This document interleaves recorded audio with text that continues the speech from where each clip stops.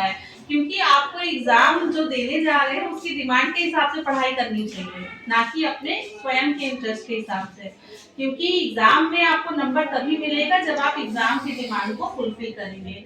तो ये मैंने आपको तीसरा पॉइंट बताया कि जब भी पढ़ें तो आप चीजों को डिवाइड। इसके बाद जो है अगला मैनेजमेंट होता है स्ट्रेस का मैनेजमेंट, बहुत बड़ा एक हो जाता है। अब स्ट्रेस जो होता है वो मतलब ये सच बात है कि स्ट्रेस जो भी होता है वो हमारी खुद की गलतियों की देन होती है जो हम अपने सर पे लाद लेते हैं। पहला कारण, हमने टाइम मैनेजमेंट करके नहीं चले तो आपको स्ट्रेस होगा, अभी तो मेरा ये सब्जेक्ट का इतना चैप्टर बचा है, अब मैं कैसे करूंगी टाइम, क्योंकि टाइम तो उड़ता है, टाइम किसी के लिए कभी नहीं रुका। समय के पास इतना समय नहीं कि वो दोबारा आपको समय दे सके। इसीलिए शुरू से ही हमें मान के चलना है कि ये रेत की तरह फिसलता जा रहा है, जितना ज्यादा आप इसको पकड़ के चलोगे उतना अच्छा है आपके लिए। तो वैसी गलतियां ना करें कि कल को आपको स्ट्रेस लेना पड़े। शुरू से ही मैनेजमेंट करके चलिए टाइम का। जो नहीं आ रहा है, आपको आजकल बहुत सारी चीजें अवेलेबल है, आप यूट्यूब से वीडियोस देखकर उस टॉपिक को समझ सकते हो, लेकिन वो उतनी ही डिपेंडेंसी होनी चाहिए। जो आपको नहीं समझ में आ रहा उसी की हेल्प लीजिए। जो चीज बुक में लिखी है उसको आप बुक से ही पढ़ें, क्योंकि जो चीज बुक से आप 2 घंटे में पढ़ के खत्म कर सकते हो, यूट्यूब आपके 6 घंटे खा जाएगा, क्योंकि उसमें एक के बाद दूसरी वीडियो तीसरी वीडियो आती रहती है। फिर हम क्लिक करते देखते चले जाते हैं, हमें लगता है कि हम पढ़ाई को समय दे रहे हैं, लेकिन वो हम टाइम वेस्ट कर रहे होते हैं। तो उतनी ही हेल्प ले टेक्नोलॉजी की जितनी की जरूरत है। तो ये यहाँ तक पहुंचे कि स्ट्रेस का मैनेजमेंट। अब स्ट्रेस एक लेवल तक तो अच्छा है, हमारी परफॉर्मेंस बढ़ाता है, एक इसका भी एक कर्व होता है कि थोड़े अमाउंट तक स्ट्रेस लेते हैं तो हमारी परफॉर्मेंस बढ़ती है, लेकिन उस लेवल तक पहुंचने के बाद अगर स्ट्रेस लिया तो परफॉर्मेंस डाउन हो जाएगी, आपकी तबीयत खराब होगी, आपका मेंटल हेल्थ खराब होगा। तो स्ट्रेस वहीं तक अच्छा है जहां तक आपको मोटिवेशन मिले काम करने के लिए, उतना भी नहीं ले लेना है कि आपको निगेटिवली इम्पैक्ट करे वो। और सबसे बड़ी बात, अब आपने पढ़ाई कर ली, सब तैयारी हो गई, एग्जाम का समय आ गया, लेकिन अब आपकी जंक फूड की आदत नहीं छूट रही है, आपको रोज पिज्जा बर्गर खाना है। अब पता चले कि एग्जाम के 2 दिन पहले बीमार पड़ गए, इन्फेक्शन हो गया, फूड पॉइजनिंग हो गई, तो पूरे साल की मेहनत बेकार। आप चाह के भी उतना अच्छा परफॉर्म बीमारी में नहीं कर सकते जितना आप स्वस्थ रहते तो कर पाते। तो ऐसे काम हमें नहीं करने हैं कि कल को हमें उसका रिग्रेट देना पड़े। आप समझ पा रहे हैं मेरी बात? तो ये कुछ चीजें हैं जिनका हम अगर शुरू से ही ध्यान रख के चलें, ये सिर्फ आपके लिए ही नहीं है, आपकी फैमिली में और भी छोटे बड़े हैं, आप उनसे शेयर करिए। और कभी भी आपको दिक्कत हो रही है, स्ट्रेस हो रही है, तो थोड़ी देर के लिए बंद कर दीजिए सब कुछ, 2 मिनट के लिए बाहर निकल जाइए, ठंडी हवा में छत पे टहल लो, किसी से बात कर लो, लेकिन बात भी हमेशा हमें ऐसे लोगों से करनी है जो पॉजिटिव बात करें।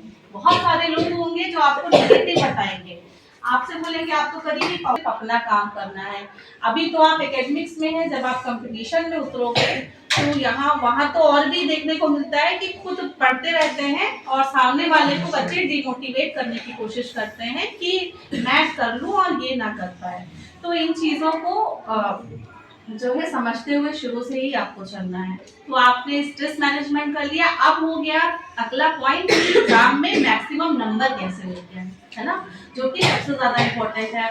तो मैक्सिमम नंबर लाने का बस एक ही तरीका है कि आपका परफॉर्मेंस कॉपी पे कैसा रिफ्लेक्ट हो रहा है, क्योंकि आपका ना आप जा रहे हो वहां, ना आपका फोटो जा रहा है, आपकी कॉपी ही आपका प्रतिनिधित्व कर रही है।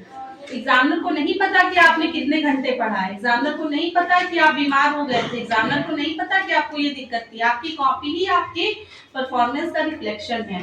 तो अनलेस एंड अनटिल, बहुत सारे बच्चे होते हैं उन्हें आता बहुत है लेकिन वो एग्जाम में अच्छे से लिख नहीं पाते, फिर बाद में रिग्रेट करते हैं। तो एग्जाम में पहले तो कोशिश करनी है कि कोई भी आता हुआ प्रश्न छूटना नहीं चाहिए, उसके लिए शुरू से हमें टाइम मैनेजमेंट और प्रैक्टिस लेके चलनी है। कई बार एग्जाम के बाद सुनने को मिलता है अरे यार वो तो मेरे 2 क्वेश्चन छूट गए, मुझे तो आते थे। तो ऐसा नहीं करना है। कभी क्या क्या होता है, शुरू के पहले घंटे में आराम से राइटिंग बना के लिखते हैं, हाँ एक आदत होती है। शुरू से ही आप प्रेशर लेके चलो, डिवाइड करो कि 20 प्रश्न आने हैं, मेरे पास 3 घंटे, पहले के 1 घंटे में मेरे इतने प्रश्न हो जाते चाहिए। बच्चों की आदत होती है जो प्रश्न उन्हें आता है उसको बढ़िया सजा के बढ़िया अच्छे से टाइम ले लेके लिखते हैं, और लास्ट में फिर ऐसा एकदम टाइम खत्म होता है, घसीटा वाली राइटिंग मारते हैं कि एग्जामिनर भी पढ़ नहीं सकता। ऐसा होता है। तो वो इसीलिए होता है कि आप शुरू में लापरवाही करते हो। समय तो 3 घंटे है, मतलब 3 घंटे है।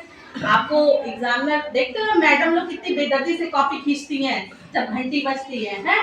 तो वो मैडम तो अपना काम कर रही हैं, आपको लगता है आपने लापरवाही की इसलिए ऐसी स्टेज आई। बहुत सारे बच्चे होते हैं वो 1-2 मिनट पहले ही करके बैठ जाते हैं, है ना। तो हमें देखना है कि हमारी कमी कहाँ है, उसे हमें सुधारना है ना। तो ये हो गया। अब परीक्षा में ज्यादा नंबर लाने के लिए सबसे पहले एक आदत बना लीजिए कि हमें जब भी सुबह उठें रिवीजन जरूर करना है। बहुत सारे बच्चे क्या करते हैं,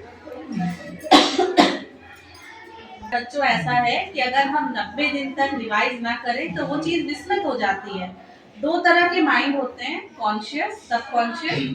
तो हमारा जो कॉन्शियस माइंड है, सबकॉन्शियस माइंड ऐसा मतलब जो मेमोरी जिसको हम कभी नहीं भूलते। जैसे आपकी मौसी, अब आप उनको 15 साल बाद भी देखोगे तो आप पहचान जाओगे कि ये मेरी मौसी है, भले वो आपको बीच बीच में ना दिखे। उसी तरीके से जो चीज हम पढ़ते हैं वो हमारी शॉर्ट टर्म मेमोरी में रहती है।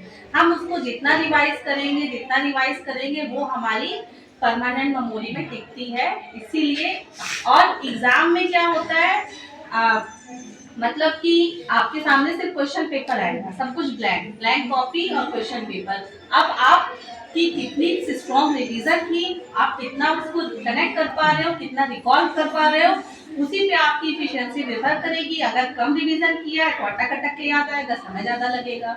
क्वेश्चन पढ़ते पढ़ते आपके माइंड में फ्रेमिंग हो जानी चाहिए कि हमको इसको इस तरीके से लिखना है, इस तरह प्रेजेंट करना है, इसमें ये डायग्राम आएगा, इसमें हमें लास्ट में ये लिखना है। तो ये सब चीजें प्रैक्टिस से आती हैं। जरूरी नहीं है कि सिर्फ मैथ में प्रैक्टिस की जाए, हर सब्जेक्ट एक प्रैक्टिस मांगता है, रिवीजन मांगता है। और अच्छे नंबर लाने के लिए आप ये सोचिए कि एग्जामिनर है वो सैकड़ों हजारों कॉपी रोज चेक करता है, आपका चेहरा तो वहां नहीं जा रहा है, सिर्फ कॉपी जा रही है। तो आपकी कॉपी में कुछ ऐसा होना चाहिए कि मजबूर हो जाए एग्जामिनर कुछ एक्स्ट्रा मार्क देने के लिए। अगर हर क्वेश्चन में भी आधा नंबर 1 नंबर एक्स्ट्रा आप ले लेते हो तो ओवरऑल जब जोड़ा जाएगा तो फिर आपके नंबर काफी बढ़ जाते हैं। तो आपको जो है जहां भी संभव हो वहां डायग्राम बनाने की कोशिश करिए, डायग्राम में प्रॉपर लेबलिंग करिए, बॉक्स में उसको रखिए। कहीं पर भी अच्छा है कुछ भी आपको कहीं एग्जाम्पल की गुंजाइश है तो वहाँ एग्जाम्पल लिखिए, डिफिनीशन प्रॉपर याद रखिए। मतलब अलग अलग विषय के यहाँ बच्चे हैं तो ऐसा एक्स्ट्रा रखना है कि एग्जामिनर को लगे कि कुछ अलग। अगर आपको भी एग्जामिनर बना दिया जाए, आपको भी 1000 कॉपी दी जाए तो आप भी उसी कॉपी को ज्यादा नंबर दोगे जिसमें कुछ ना कुछ स्टेज होगा। और बहुत सारे बच्चों में मिथ रहता है कि राइटिंग को लेके, तो देखो मैं ये नहीं कहती कि जिसकी राइटिंग अच्छी होगी वही टॉप करेगा, लेकिन एक साइकोलॉजी होती है कि साफ सुथरा लिखा हुआ सबको अच्छा लगता है। राइटिंग गंदी है वो चलेगा, लेकिन अगर ग्रामर मिस्टेक है और अक्षर समझ में नहीं आ रहा है कि क्या लिखेगा तो कोई भी आपके लिए पेन नहीं लेना चाहेगा। अगर एग्जामिनर आपका लिखा हुआ पढ़ के उसके सर में दर्द होने लगा तो भी वो आपको नंबर क्यों देगा। तो हमें एग्जामिनर के लिए चीजें इजी करके देनी है, ठीक है। तो ये सब कुछ बातें थी जो मुझे कहना है। और अगर आप में से कोई कुछ कहना चाहता है तो आप